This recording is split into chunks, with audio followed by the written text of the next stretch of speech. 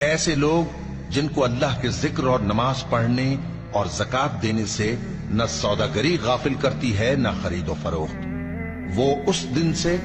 جب دل خوف اور گھبراہٹ کے سبب الٹ جائیں گے اور آنکھیں اوپر چڑھ جائیں گی ڈرتے ہیں، تاکہ اللہ ان کو ان کے اعمال کا بہت اچھا بدلہ دے اور اپنے فضل سے زیادہ بھی عطا فرمائے۔ اور اللہ جس کو چاہتا ہے بے حساب رزق دیتا ہے۔ اور جن لوگوں نے کفر کیا ان کے اعمال کی مثال ایسی ہے جیسے میدان میں ریت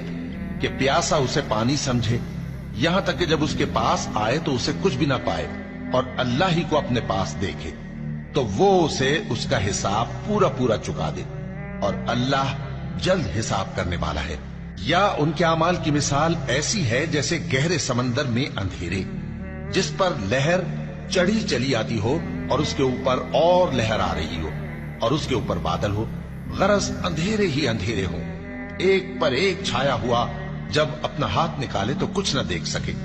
اور جس کو اللہ روشنی نہ دے اس کو کہیں بھی روشنی نہیں مل سکتی۔